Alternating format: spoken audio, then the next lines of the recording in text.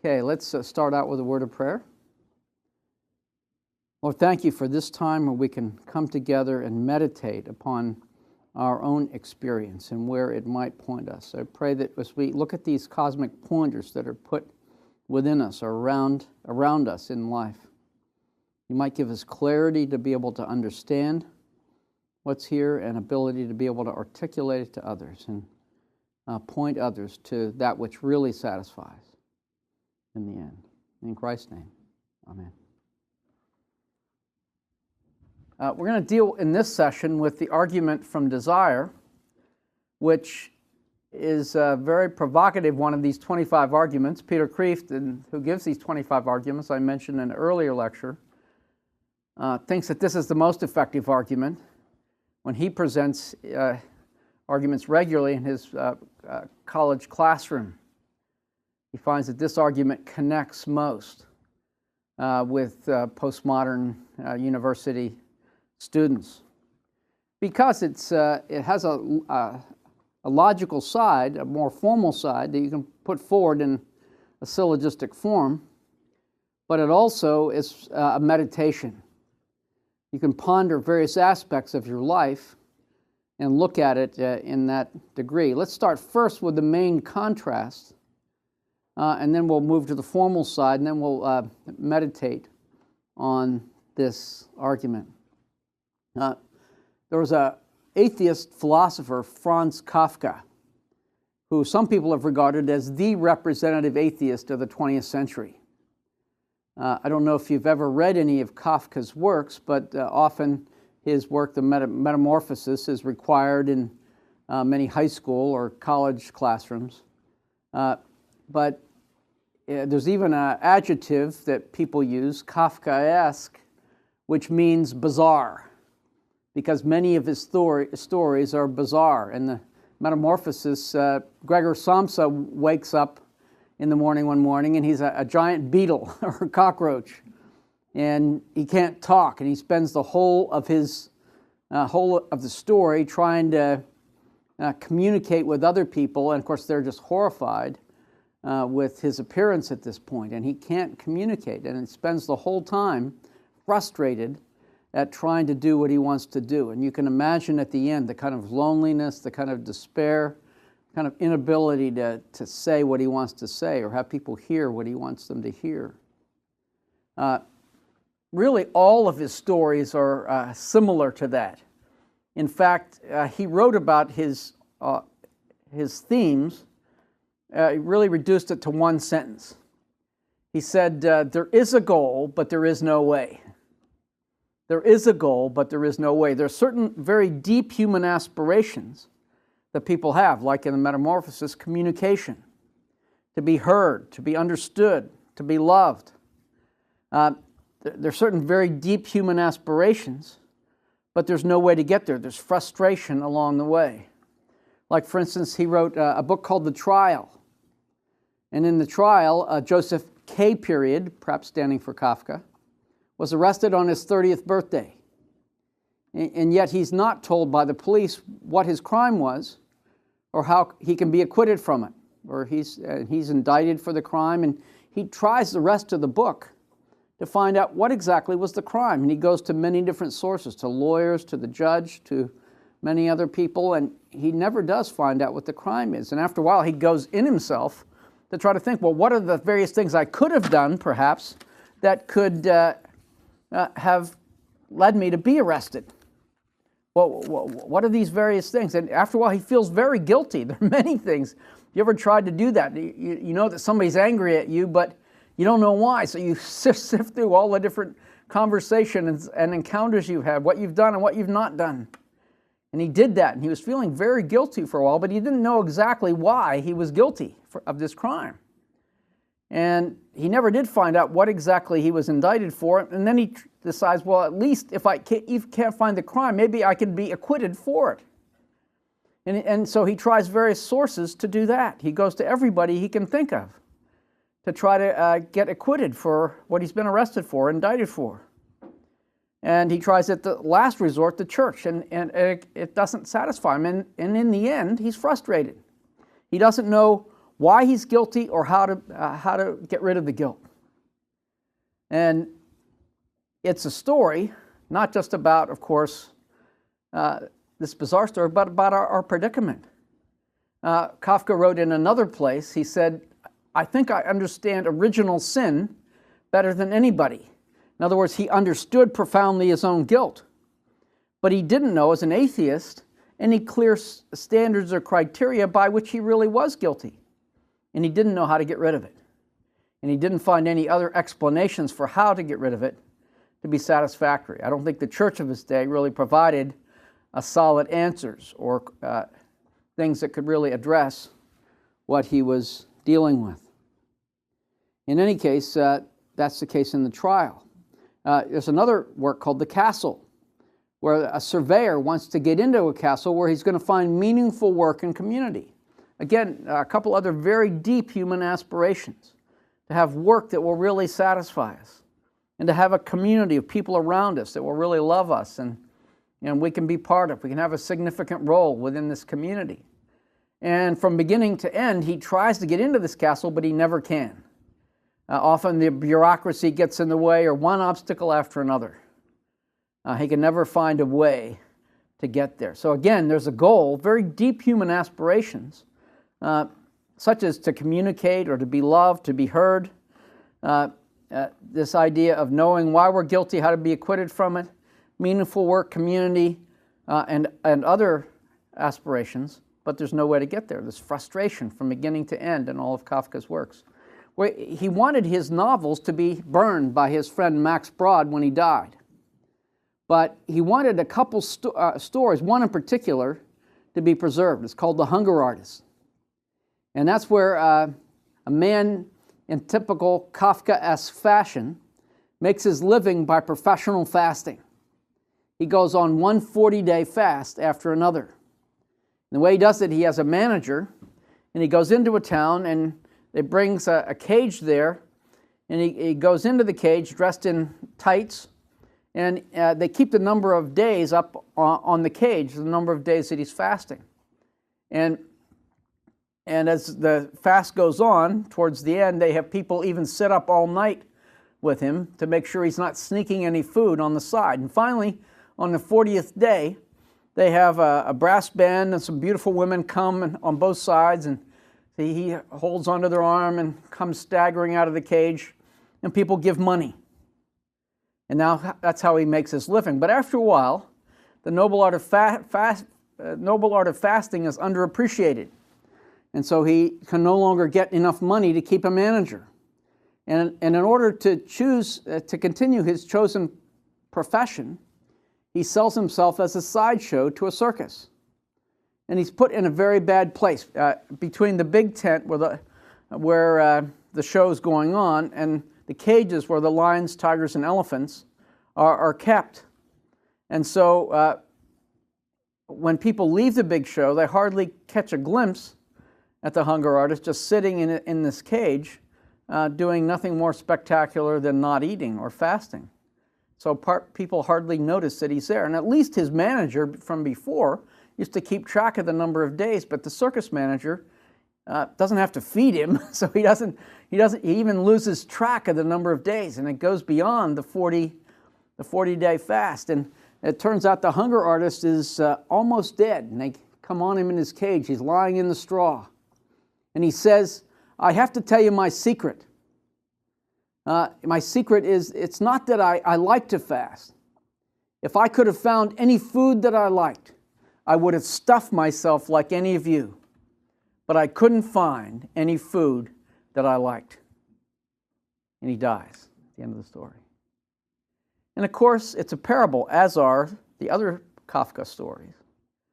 And it's a parable not about physical hunger, but it's about spiritual hunger. Kafka knew that he was, spiritually speaking, starving to death, but he couldn't find any food that he liked. And that's a tragic story. But again, very deep human aspirations. But there's no way, at least he feels, to get there. No one ever presented a satisfactory food or drink that would satisfy him. That's tragic.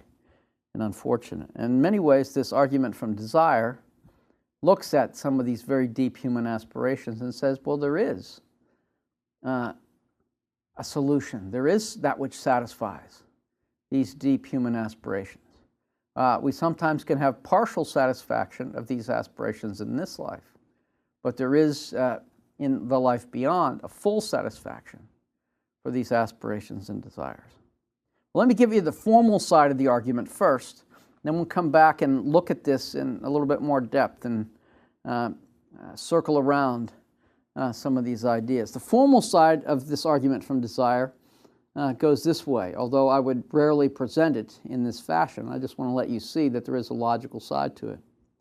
The major premise is that every natural or innate desire in us points to a corresponding real object that can satisfy the desire.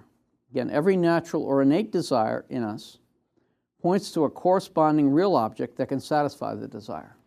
For instance, there's hunger. There happens to be food that can satisfy our desire for food. There's thirst, and there happens to be water or drink that can satisfy or quench our thirst. There's drowsiness. There happens to be sleep that will satisfy that desire for sleep. There's sexual desire, and there's sex. There are many natural desires that have corresponding real fulfillments for that desire. The minor premise is there exists in us a desire which nothing in time, nothing on earth, no creature can satisfy. Again, there exists in us a desire which nothing in time, nothing on earth, no creature can satisfy. Again, some of these desires and aspirations, like for meaning and dignity and morality and immortality and sort of a yearning for truth and goodness and beauty, I mean, we can get tastes of these things within this life, but we're left with a desire for more. It doesn't satisfy us forever. It may satisfy us for a moment, but it leaves us wanting more. And the question is, well, what's this continual lack of fulfillment? Is that just the way life is?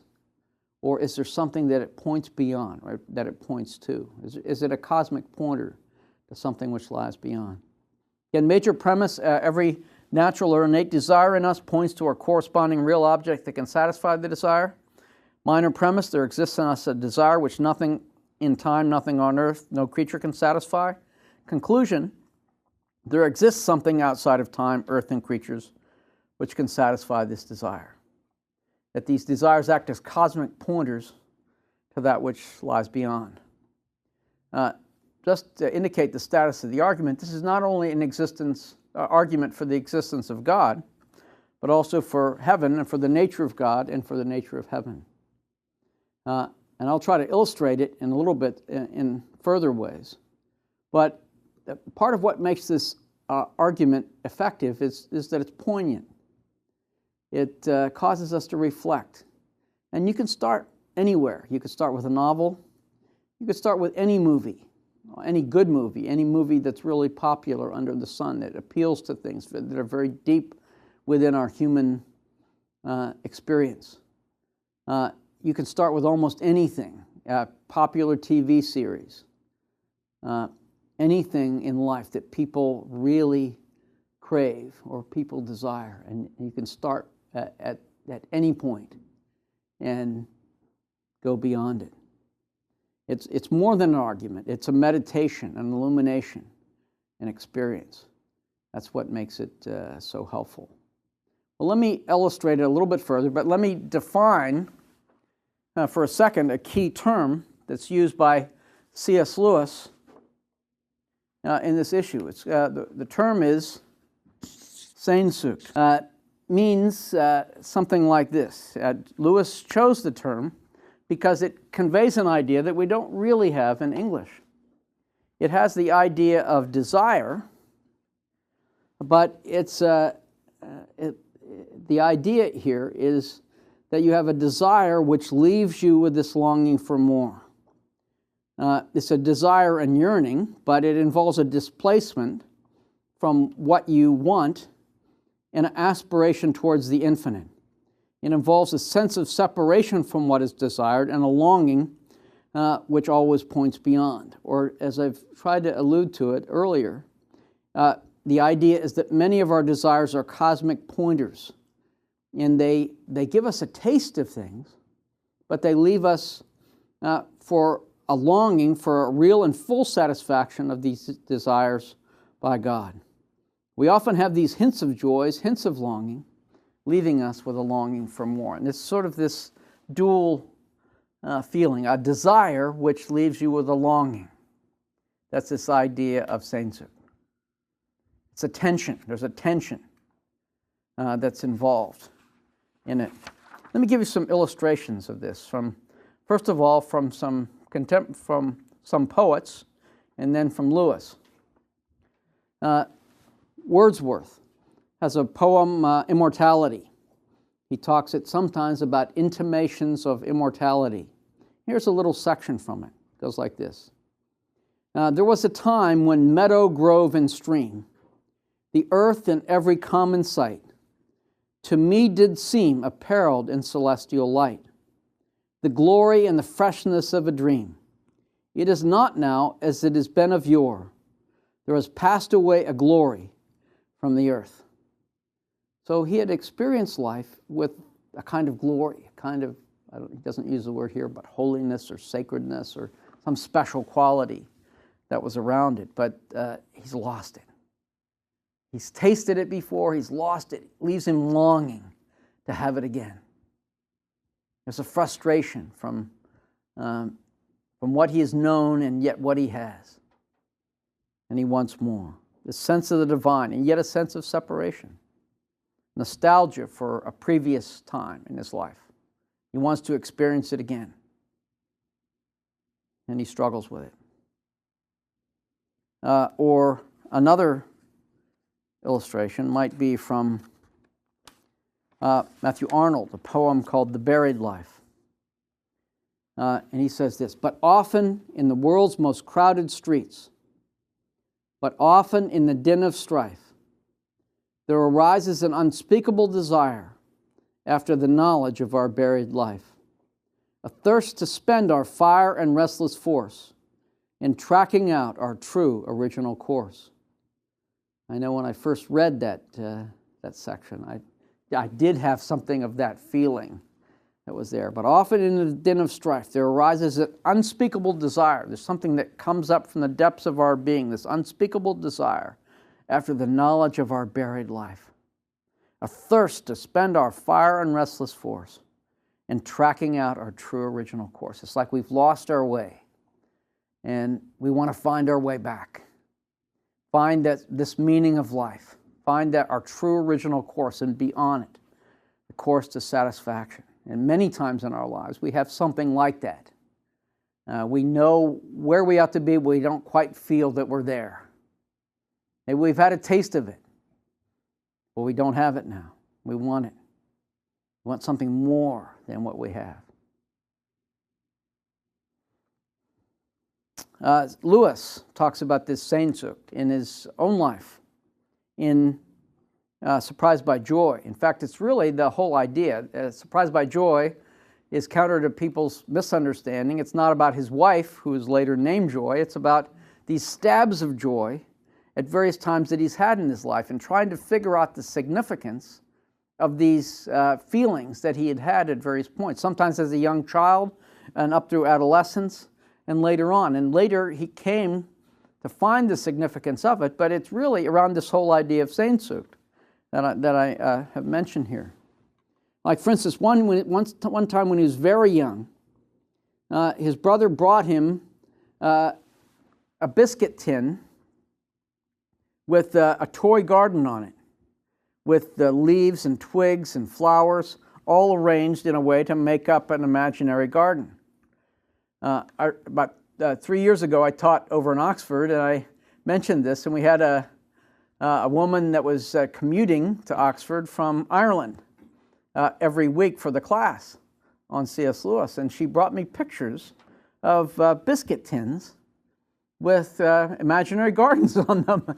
Now, I don't know whether this was a common thing in Ireland. I don't I think probably it was going on before C.S. Lewis or Warren made this toy garden, but it's a very interesting thing. It's perhaps something that was there in the culture. But in any case, his brother brought him this biscuit tin, and he was deeply moved by it. Here's the way he describes it in Surprised by Joy. He says, "Once in those very early days, my brother brought into the nursery the lid of a biscuit tin, which he covered with twigs and flowers so as to make it a toy garden or toy forest. That was the first beauty I knew. What the real garden had failed to do, the toy garden did. It made me aware of nature as something cool, dewy, fresh, and exuberant. As long as I live, my imagination of paradise will retain something of my brother's toy garden." One of the interesting phrases in that is, what the real garden had failed to do, the toy garden did. That sometimes he didn't have the same feelings with the real garden. That toy garden just brought something immense, a great feeling within him that he remembered really all of his life. And even as an adult, when he was writing Surprised by Joy, he remembered the feeling he got when he had this toy garden. A little bit later, and I don't know he doesn't give an exact time sequence, but we'll say months, perhaps later, maybe a year, who knows. He was just standing, he remembers this feeling of standing by a currant bush outside, and the memory of this toy garden just flooded back into his mind and again produced this great emotion. He said, "It's difficult to find words strong enough for the sensation which came over me. Milton's enormous bliss comes somewhat near it. It was a sensation, of course, of desire, but desire for what? It wasn't a desire for the biscuit tin or for the past, but what was it? It left him wondering what its significance was, and left him feeling that everything else was insignificant at the time." And he pondered these experiences. As a young child, he often saw too, and he grew up in Belfast, Ireland, and he looked off and he saw these green hills off in the distance. And he says, "They taught me longing." He uses the word sehnsucht. They were not very far off, but they were to children quite unattainable. I know when I was writing once my book, C.S. Lewis's Case for Christ, I was out in Santa Barbara at Westmont College, and every day I would drive up to Westmont and beautiful mountain scene there. And I was also rereading Lord of the Rings at the time, and the idea of adventures you could have in the mountains. There's something about those mountains that would pull something out of you and touch your imagination deeply, and you would just look at them and they produce something within you.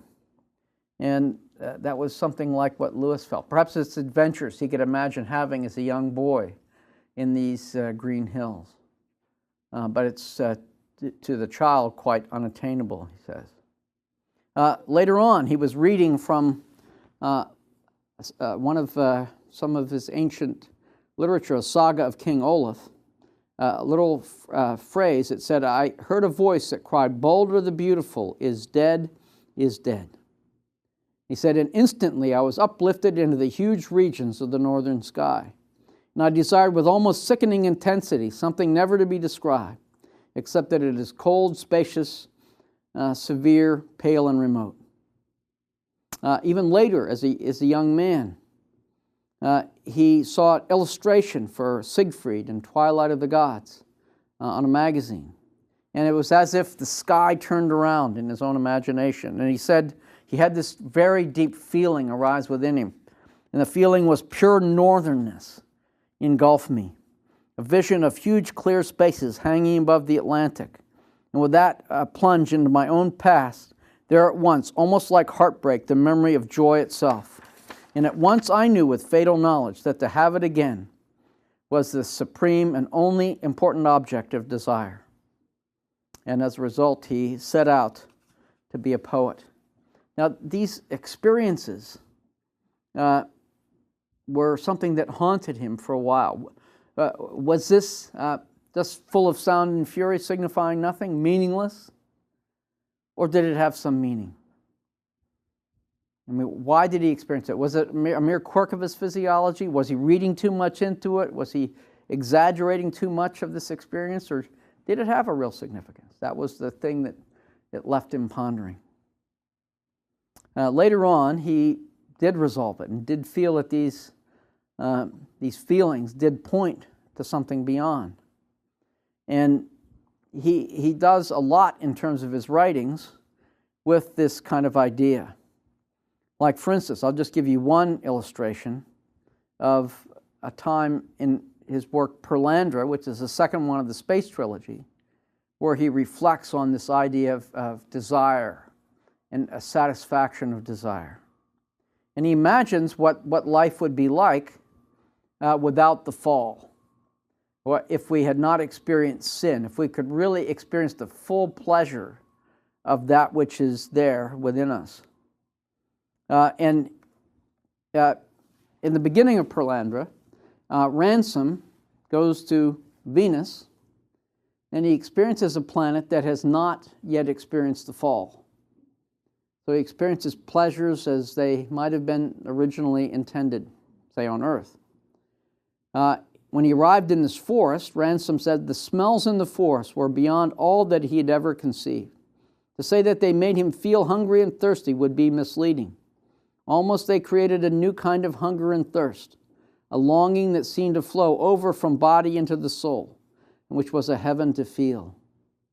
He found a yellow fruit there, and he took a bite of this yellow fruit, and it caused an incredible pleasure. It says it was like a discovery of a whole new genus of pleasures. For one draught of this on earth, wars would be fought and nations betrayed. So this was a phenomenal kind of pleasure. Yet as he thought about repeating this pleasure, with a second taste, it seemed opposed to reason, he says. It's difficult to suppose that this opposition comes from desire, for what desire would turn down such deliciousness? Perhaps the experience had been so complete that repetition would be like a vulgarity, asking to hear the same symphony twice a day. And he wondered how often in his life he'd reiterated pleasures, not through desire, but in the teeth of desire. He comes across a lady, the green lady, who's like Eve. And Eve has not yet experienced sin or the fall, and is being tempted later by Weston to choose sin. And so there's a battle between Ransom and Weston on this. But in any case, the green lady imagines what evil desire would be like, not yet having experienced it. She says, you could send your soul after the good you had expected, instead of turning it to the good you had got. You could refuse the real good. You could make the real fruit taste insipid by thinking of the other. In other words, you could take this yellow fruit that has such incredible pleasure to it, and you could always imagine a fruit that has more pleasure than you had in this incredible pleasure of this yellow fruit. So you could spoil the incredible pleasure of this real fruit by imagining a better fruit. What Ransom also speculates is it's like this, that there's a desire to go back in the past, as if life were like a film that could be rewound. That we spend a lot of our time perhaps desiring to go back to a previous time where life was simpler and where we had great pleasures and experiences. And so we can spend a lot of our lives being frustrated by what we have now and not thanking God for the good things we have now because of a remembered past, because things are not now as they were, or we're not experiencing the pleasures that we had in the past. So you can spoil the present good, the present pleasure, by a remembered past, or an imagined good that's beyond the goods you have, or an expected good in the future, that someday in the future I will have pleasure beyond this, and spoil again the real good, the real pleasure you have right now because of a remembered past and an expected future, or a present imagination that goes beyond what you have right now. So it's amazing how easy it is for us to do this, how our desires get in the way of these things, and really sometimes of our own pleasure itself. So you can spoil real goods by remembered, expected, or imagined good. pretty profound observation of Lewis, how our desires get in the way. And by the way, it might be worth mentioning here that there's a profound contrast between Buddhism and Christianity on this whole matter of desire. The Buddhist says that the whole problem is that of desire, and that you need to eliminate desire, or eliminate your attachment to things, and then you'll become, at least you won't be so frustrated. Let's put it that way. You might argue that the Christian would see the diagnosis of the problem in the same way. Augustine speaks about the mother of the vices as being pride, but you might also argue that the mother of the vices is covetousness, a twisted desire at the very root of things. So if that's the case, if the mother of the vices is desire, and it's good reason to argue that it is, like you could say that pride is a forsaking of God and the pleasures of God to seek pleasure in self. You could even look at it in terms of desire. So that if covetousness is the root of the vices, the diagnosis of the problem between Christianity and Buddhism would be very similar, would be the problem of desire. But that's where the similarity ends. The Buddhist problem is to cure the headache of desire by decapitation, to eliminate it. Whereas the believer wants to purify desire and then raise it to the highest possible degree.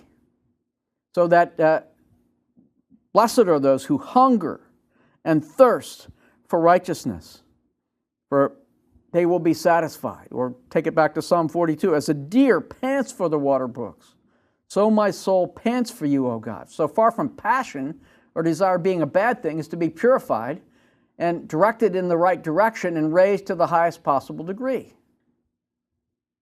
So that the Buddhist diagnosis might be regarded to be similar, but the answer is totally dissimilar in terms of what desire points to, or the solution for desire.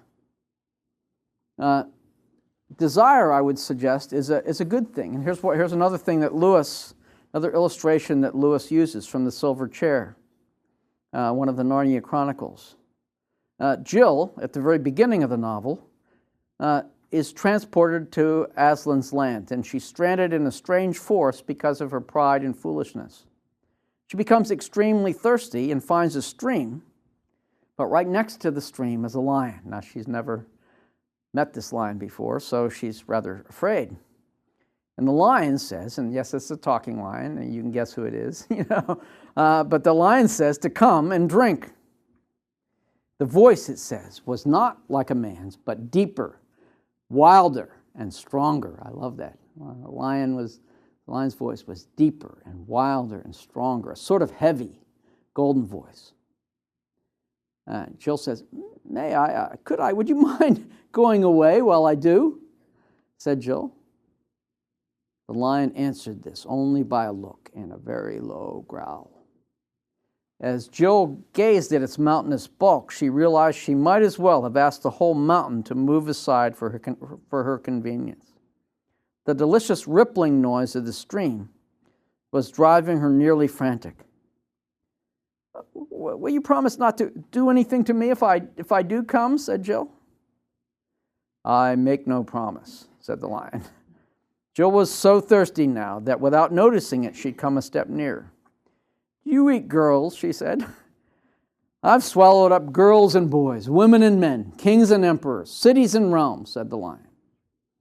Didn't say this as if it were boasting, nor as if it were sorry, nor as if it were angry. It just said it. Right, I daren't come and drink, said Jill.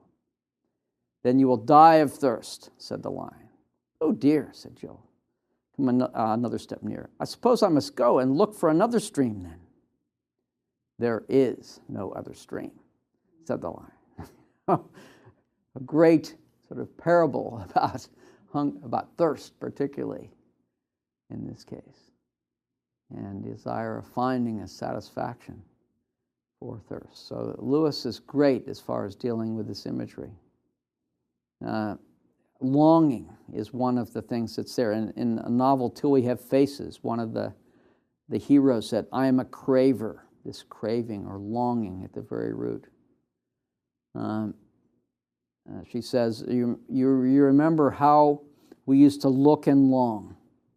The sweetest thing in my life has been the longing to reach the mountain, to find the place where all beauty came from. Do you think what do you think that all this longing meant, this longing for home? So this yearning, this longing that you see portrayed in novels and in film and in poetry. But what's the significance of all this longing? That's the question. That's at the root in this argument from desire and in much of Lewis's writings. He touches on this theme time and time and time again. I could multiply this all day and find illustration after illustration. It's one of the central themes of Lewis. The way he puts this, the alternatives, he puts it very clearly in Mere Christianity. At least in some versions, it's page 119 and 120. So he puts it in with three different alternatives. There's three ways that we can deal with this idea of pleasure. The fool's way, the way of the disillusioned cynic, or the Christian way. The fool's way is this: to put the blame on things themselves. Always seek satisfaction in things that we have in front of us, yet always disappointed. And he says that people say go from marriage to marriage through the divorce courts, always thinking that the next marriage will be better than the one before, and yet always disappointed, never quite experiencing the satisfaction that was hoped for. Or you can go from car to car, always thinking that the next car will provide the ultimate satisfaction. And it might for a moment, but oh yeah, there's a need for another. Or how about a home? Or multiple homes, If you had enough money, many people have several homes all over the place. With each home, perhaps, you'll find the ultimate satisfaction. But it doesn't, in the end, fully satisfy. Or the ultimate vacation.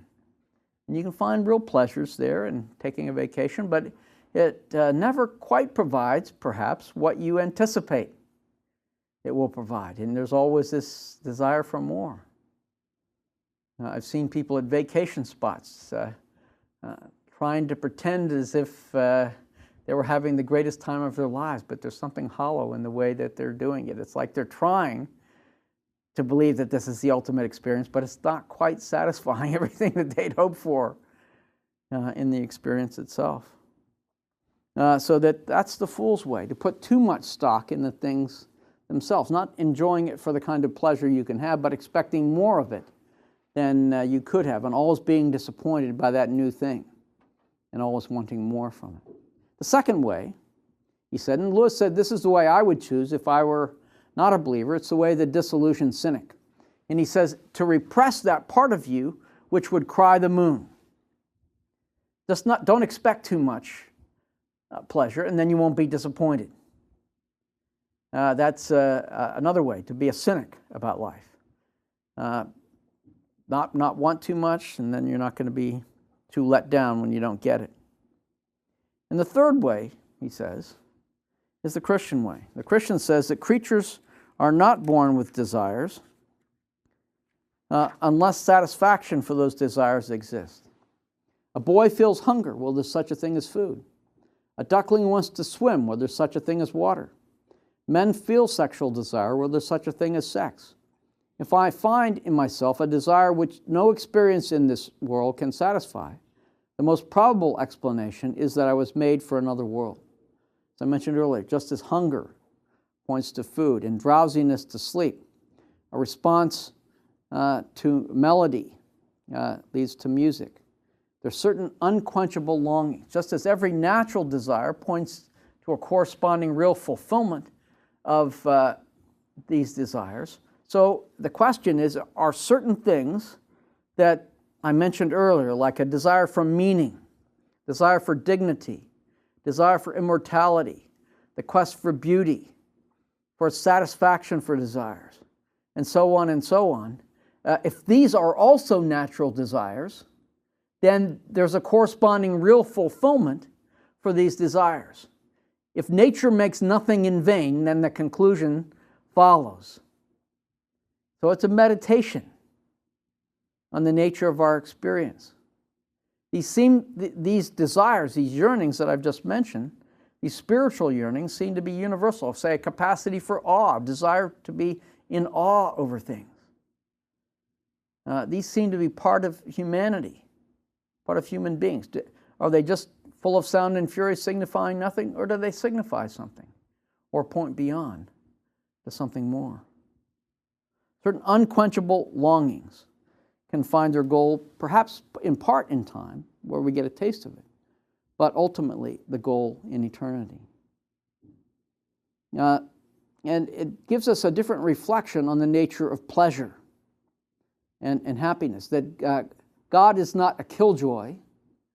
To the contrary, God is the source of pleasure. He created pleasure and created joy and wants us to experience it.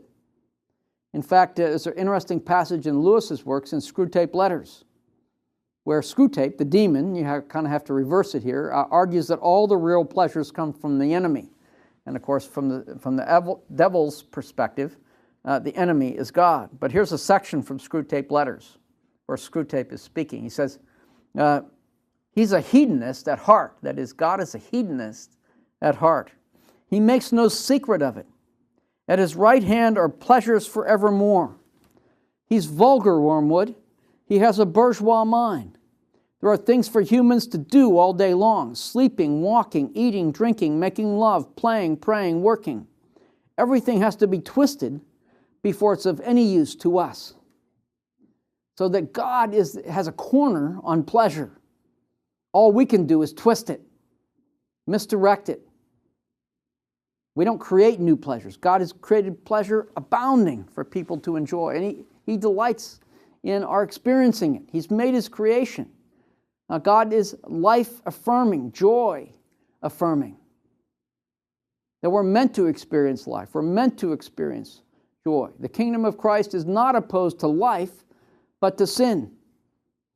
The kingdom of Christ is not opposed to the creation, but to the fall. So we ought to be life-affirming and creation-enjoying. The idea of having joy and celebration is a missing element. Remember, I had a friend who spent 6 months reading the Scriptures, going through the Old and New Testament just over and over and over again for 6 months. He went away to a house. He was single at the time. He went away and he just read through the Bible for 6 months. And he came back and reported the things that he discovered that were missing from our lives. And one that stuck out to me, and he talked about 3 in particular, but one that stuck out was celebration. He said all the way through the Old and New Testament, there's celebration. God creates feasts for us, certain points where we're to go out and enjoy things. In fact, there's even one feast in the Scriptures where you go out and you can take a tithe, a tenth of your income, and go out and buy whatever your heart desires. It's Deuteronomy, I think, 14. You go out and just buy whatever your heart desires. Wine, strong drink, oxen. Just get whatever you want and just have a feast before the Lord your God. Just don't forget, he said, to invite the stranger, the widow, the orphan, the foreigner to come and join you in your feast. But you're to go out and celebrate before the Lord your God. There are times to abstain, there are times to fast, but there's time to feast and to celebrate. Time to throw a big party. There's time to be extravagant as well as a time to save. Right? And often we miss that. The idea of celebration is very rooted in the Old Testament, very rooted in the New. There are times where we're to leap for joy, Jesus says. There are times where, like in Philippians, 16 times in those 4 chapters, you have the idea of joy or rejoice being echoed. Even sometimes in the context of suffering. It says about Christ that who for the joy set before him endured the cross, despising the shame. Even facing the cross, he did it for the sake of the joy that was set before him. Enduring the cross, despising the shame, and he was seated at the right hand. There was an outcome of the resurrection, the ascension, and the session, being seated at the right hand of God, and finally sending the Spirit at Pentecost, where there was joy on the other side of even the suffering he went through. So joy is very much at the center. John Piper writes about Christian hedonism, which shocks people. People have great difficulty with his book, Desiring God, the Meditations of a Christian Hedonist. Seems like an oxymoron, to say that, but there's something profound about it. That God has created us for joy. He desires joy for us. The question is that we often don't pursue joy in the way that we can really fulfill it. And there's a favorite quote I have from C.S. Lewis from A Weight of Glory, and it says this: "Our Lord finds our desires not too strong, but too weak. We are half-hearted creatures, fooling around with drink, sex, and ambition when infinite joy is offered us. Like an ignorant child content to play with mud pies in the slum because he doesn't know what it means to have a holiday at the sea. We are far too easily pleased." Again, our Lord finds our desires not too strong, but too weak. We don't even have a passion for our own deepest desires. The Lord finds our desires not too strong, but too weak. We're half-hearted even in the pursuit of our own pleasure. We pursue things that we think are going to satisfy us, but actually undermine our own pleasure in the long run. We play with mud pies rather than the holiday. We ignore the infinite joy for drink, sex, and ambition in a more limited way. We don't really pursue our own satisfaction in the right way. So that's what this argument from desire is about. It's getting us to meditate on our desires. Now, what are the alternatives to this idea? I mean, the thing that's interesting is to look at the greatest of human beings. Poet, philosopher, saint, literary writer, meditate upon these deep experiences of meaning and dignity and immortality and truth and goodness and beauty. These longings. It's all shot all through literature at all kinds of levels. Now, this is either exercise in futility, full of sound and fury signifying nothing, or these are cosmic pointers. What the atheist has to do is reduce all of these things to a mere quirk of our physiology. For instance, there's an author, Sir Harold Nicholson, that writes in his book Journey to Java that certain people like Byron and Kierkegaard and others that were plagued by depression have been cursed with some deformity which hampers biological fulfillment, with some functional weakness which prevents the easy elimination of waste products. Lucretius was impotent. Nietzsche had an underdeveloped pituitary gland, and so on and so on. So you explain all of the deep feelings and aspirations by all these literary authors by some physiological explanation. So there's nothing really human. It's all material. It's all materialism. Nothing that transcends the material. So you can reduce all these experiences, even of what are people that are regarded as the highest, most thoughtful, most philosophical, most inspired, you might say, human beings, are reduced to the physiological, which would make, interestingly, human beings of all beings the most miserable. Because if we can ponder our predicament, as rocks and animals and birds can't do, then we of all beings would be most miserable if there are no answers. Because we could meditate forever on our own futility, on the idea, as we started out with in Kafka, that there is a goal, but there is no way. There's no way to satisfaction of any of these desires. These are dead-end streets. There's no way that we could ever satisfy these desires. That would make us of all beings the most miserable. And yet this is where materialist perspective reduces us. That the meditations of the highest of human beings, of literary writer and poet and philosopher and saint, are full of sound and fury, signifying nothing.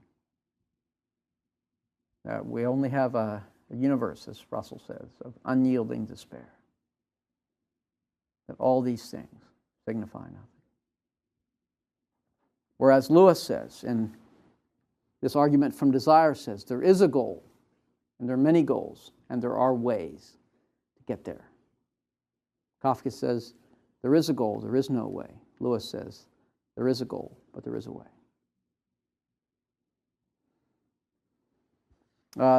Maybe one other illustration here, and that's from Peter Berger. has a book called Rumor of Angels, where he, in a similar way as Lewis, looks at various things that are pointers, things in life that cause us to ponder. One is hope in the face of death. Is this just wish fulfillment? We addressed that earlier in one of the lectures. Or is it a pointer to something beyond? Another is a conviction that there must be retribution for monstrous evil in life. Is there going to be any balancing of the scales, or is injustice going to be left unpunished? Are the things that people do, the good things, forgotten? Is there no structure to the universe? Is there no remembrance of evil or good? No balancing of the scales. Man's affirmation, he mentions, of social ordering. Or he mentions another, which Lewis also picks up, the idea of humor. The radical discrepancy between life as it is lived and life as it ought to be. Pretty much all humor addresses that. There's a kind of humor that's a peekaboo humor, like a slapstick humor, where you say peekaboo to a baby and they laugh. It's sort of a surprise kind of thing, or a slapstick kind of humor. But then most humor is based upon at least a mild unpleasantness. If the unpleasantness gets too big, then we don't laugh anymore. And sometimes people cross the line and get maybe lose their jobs on TV or radio because they've made a joke that's just really inappropriate. If it crosses the line, becomes too unpleasant, it's no longer funny. But pretty much all of humor rests upon this mild unpleasantness, like Rodney Dangerfield that made a whole living on one basic argument, I don't get no respect, or one basic joke. And he makes his illustration from lots of different angles, because we know that in some ways we deserve respect the way things ought to be, yet we often don't experience it. We're taken lightly, we're disrespected. And so he makes a joke about it. It's the difference between the way things ought to be, that we should be respected and shown respect, and the way things actually are. And that's what makes it funny, that tension. And really, I think all of humor goes along that line. That's what Berger points out, and Lewis said, actually, in his book Miracles, that he can make a whole argument for the Christian faith, or at least the Christian perspective, from two things: humor, or horror over dead bodies. But just about the whole thing of humor, the difference between the way things are and the way things ought to be. The whole idea of ought makes you stop and think. Is there a way that things ought to be? And that's what Berger's getting at, this whole thing of humor. Or even certain play experiences, he says. Under the aspect of inductive faith, he says, religion is the final vindication of childhood and of joy and of all the gestures that replicate these. So this argument from desire is a tantalizing argument. It's one that causes us to reflect on our own human aspirations. It's something where you can start in a film, start with, say, a connection with nature, start with what people yearn for, what's the source of the problem in this film, what's the source of what people desire, and what's the answer given as to how you can achieve that satisfaction? And is that valid? Is it possible to achieve satisfaction in this life or not? We just have to be cynical, to detach ourselves from our desires, not pursue them. Is there a true satisfaction for our desires? So this argument from desire is something that can make us ponder. And for Lewis, at the end of Surprised by Joy, he said that these experiences he had earlier in life took an immense place within his thinking before he understood the answer. But by the end of Surprised by Joy, he said he'd found the significance of where these desires pointed in his belief in God and his acceptance of Christ. And he said that these acted as signposts along the way. Now, a signpost is very important when you're looking for a city. You want to follow the signs to the city. But once you've arrived at the city, you don't think anymore about the signpost. because you've arrived at your destination. And that's what these desires are. They're pointers, he said, that assumed immense significance before he found his destination, but then they took less significance because they were like signposts along the way. So this argument from desire is worthy of being considered and worthy of being used. Hopefully what I've been able to do is kind of circle around like a helicopter around this idea of desire and get you to meditate upon it. And there is within Lewis much to cause us to focus on this idea. Let's take a break here. We'll stop